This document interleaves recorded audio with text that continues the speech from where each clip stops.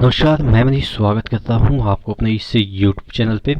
दोस्तों, आपके ALP technician या ग्रुप डी जो 2018 में वैकेंसियां निकली थी, उसका रिप्लेसमेंट पैनल आपको अक्सर देखने को मिल जाता है।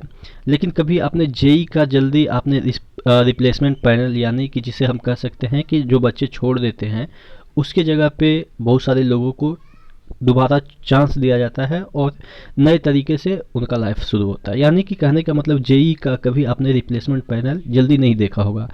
आज अपन जो बात करने वाले हैं, रिप्लेसमेंट पैनल आया है जेई का, तो इससे क्या अनुमान लगाया जा सकता है कि भविष्य में जो आप आरआरबी एनटीपीसी का एग्ज़ाम देंगे, उसमें अगर आपका नाम वेटिंग लिस्ट में आता है तो क्या संभावनाएं हैं कि इन फ्यूचर आपके जॉब सिक्योर है। क्योंकि देखिए, ऊंचे जैसे ही मतलब कि पद पे हम जाते हैं, जितने भी पोस्ट होते हैं उस पे हम जाते हैं, जैसे कि आपके टी ए सी ए जितने भी जे डबल ए वगैरह जो एन टी पी सी के अंतर्गत आते हैं, या अब तो रिक्रूटमेंट होगा एस एस सी का यानी कि सीनियर सेक्शन इंजीनियर का रिक्रूटमेंट होने की संभावनाएं है। कुछ ही दिनों में इसके वैकेंसियाँ भी निकलेंगी। तो अगर डायरेक्ट आपका सिलेक्शन नहीं हो पाता है, लेकिन अगर आप वेटिंग लिस्ट में चले जाते हैं कुछ नंबर के कारण, पॉइंट के कुछ नंबर के कारण, तो आपके चांसेस हैं। वही सब बात करेंगे। इससे पहले वीडियो शुरू हो, आपको पता है कि टेक्स्ट बुक का एक ऑफर चल रहा है जो कि आपको 30 सितंबर तक ही ये ऑफर है। आपको यहाँ पे 299 में आपको एक साल का मॉक टेस्ट पासेस मिलेगा, यानी कि एक साल तक आप कोई भी एग्ज़ाम का मॉक टेस्ट लगा सकते हैं 299 में। इसमें भी आपको 30 रुपये का डिस्काउंट मिल जाएगा, बशर्ते कि आप coupon code ER Manish use करते हैं। और अगर इसको आप 1 अक्टूबर से परचेज करते हैं तो ये वाला चीज़ें आपको 399 हो जाएगा। तो यानी कि अभी भी कल तक मौका है, आप इसको परचेज कर सकते हैं। 299 माइनस 30 में आपको ये चीज़ें मिल जाएगी। इंडिया के तमाम जो एग्ज़ाम है, एसएससी हो, डिफेंस हो, रेलवे हो, कोई भी टेक्निकल एग्ज़ाम हो, स्टेट का हो, कांस्टेबल हो, या आप टीचिंग लाइन में कोई भी मॉक टेस्ट लगाते हैं, तो सभी का यहाँ पे आपको मिल जाएगा चीज़ें, और अच्छा और क्वालिटी बेस्ड मिल जाएगा। तो नीचे डिस्क्रिप्शन बॉक्स में लिंक दिया हुआ है, एक बार ज़रूर विजिट कर लीजिएगा। तो हम बात कर रहे थे ये रिप्लेसमेंट पैनल की। तो देखिए, रिप्लेसमेंट पैनल में क्या होता है कि जो बच्चे छोड़ देते हैं जॉब, तो आप कहेंगे कि बहुत सारे ऐसे मतलब कि पोस्ट है जो कि इतना महत्वपूर्ण है। जैसे रेलवे का जेई है, रेलवे का जेई बनते ही आपको दो नहीं तो 3 से 4 साल के अंदर आप एसएससी बन जाएंगे, यानी कि सीनियर सेक्शन इंजीनियर बन जाएंगे। जैसा कि हमारे जो ऑफिस है वहाँ पे 3 साल में ही जो जेई है वो एसएससी बन गए।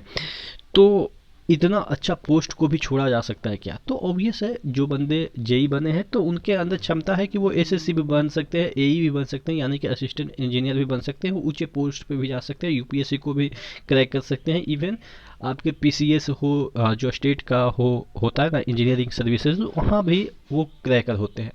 तो जब एसएससी सॉरी जो जेई क्रैक कर सकते हैं, तो ऊपर वाले पोस्ट वो क्रैक कर ही सकते हैं। तो इस वजह से उनका कहीं ऊंचा पोस्ट पे और भी सिलेक्शन हो जाता है, तो जिससे यहाँ पे इनकी सीटें खाली हो जाती है। जब सीटें खाली होगी तो आरआरबी कहता है, यानी कि रेलवे कहता है कि हम जल्दी रिक्रूटमेंट नहीं कराते हैं। आपने देखा होगा कि इसकी जो रिक्रूटमेंट प्रोसेस है वो कितना लेंदी है, और इसमें कोई श्योरिटी नहीं है कि आपका अभी निकला है तो कितने साल बाद निकलेगा। आप देखेंगे 2018 में जेई की वैकेंसी निकली है, 18 हो गया, 19 हो गया, 20 हो गया, 21 हो गया, 4 साल हो गए। अब जेई की अभी तक ये रिप्लेसमेंट पैनल ही निकाल रहे हैं।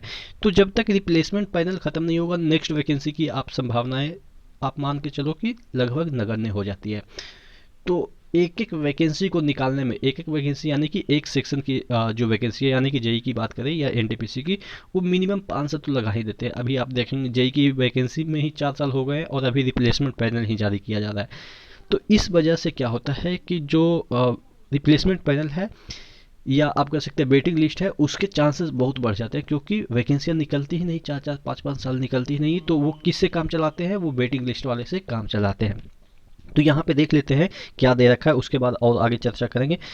आरआरबी, यहाँ पे आरआरबी भोपाल रिप्लेसमेंट पैनल में चयनित कनिष्ठ अभियंता CEN 03 2018 में जिन उम्मीदवारों का चयन हुआ, उन उम्मीदवारों को दिनांक 7/10/2021 प्रातः 10 बजे को मंडल रेल प्रबंधन कार्यालय भोपाल के भर्ती अनुभाग में समस्त मूल शैक्षिक दस्तावेज जाति एवं 15 फोटो पासपोर्ट साइज जाति एवं शैक्षिक प्रमाण पत्र ऑनलाइन वेरिफिकेशन अवश्य लेकर उपस्थित होवें, ताकि सेवा पंजिका एवं अंगूठा परीक्षण उपरांत कार्यालय में नियुक्ति की कार्यवाही पूरी की जा सके। भोपाल मंडल के उम्मीदवारों की सूची संग्रह।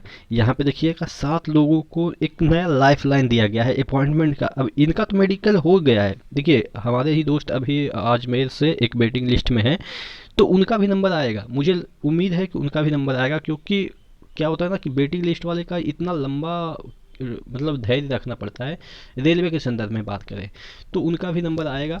तो इसी तरीके से जितने भी लोग अभी वेटिंग लिस्ट में हैं जेई के, जो 2018 के रिक्रूटमेंट हुआ था उसमें जेई में जो भी लोग वेटिंग लिस्ट में हैं वो होप ना छोड़े। हाँ, पढ़ाई करते रहे, लेकिन ये क्या है, अब आप इसमें कुछ कर भी नहीं सकते हो। जब भी आपका रिप्लेसमेंट पैनल आएगा, उन्होंने क्या किया कि जितने भी वेटिंग लिस्ट में उनका मेडिकल भी ले लिया, लेकिन अभी तक उनको बुलाया नहीं। ऑब्वियस है सीटें भर गई होगी, नहीं बुलाया होगा। लेकिन जैसे ही अभी यूपीएससी का रिजल्ट आया तो हो सकता है कि ये बंदे टेक्निकल छोड़ के उधर मतलब कि क्रैक कर लिए होंगे, या बहुत सारे एई बन गए होंगे स्टेट का, तो वहाँ पे चले जाएंगे। तो इस वजह से अभी एक मेरे दोस्त का जो हुआ है सिलेक्शन यहाँ पे आप यूपी में कह सकते हैं कि एई पोस्ट पे हुआ, तो वो जेई में भी सिलेक्शन हुआ है रेलवे का। तो वो ऑब्वियस है रेलवे का जेई छोड़ेंगे, तो वहाँ पे रिप्लेसमेंट पैनल में जो वेटिंग लिस्ट वाले बंदे हैं उनका नाम आ जाएगा। तो इस तरह से आप देखेंगे कि यहाँ पे भी बड़े जो अच्छे सोफिस्टिकेटेड पोस्ट होते हैं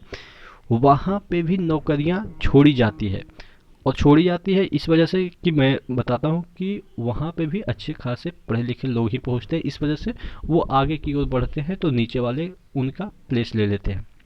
अब बात कर लेते हैं 2019 के जो वैकेंसी है एनटीपीसी के, क्या 2019 में ही निकला ना एनटीपीसी, या 2018 में ही निकला शायद। आप ध्यान दे दीजिएगा। वैसे तो इतना साल हो गया है कि आदमी भूलना चालू कर दिया है कि कब निकला है। होता है ना कि एक साल के अंदर सब कार्रवाई पूरी हो जाती है तो आदमी को याद रहता है। अब पता नहीं चलता है कि इतना दिन तक लंबा खींच रहा है तो कब की वैकेंसी है। हालांकि 2018 की मुझे लग रही है कि वैकेंसी है।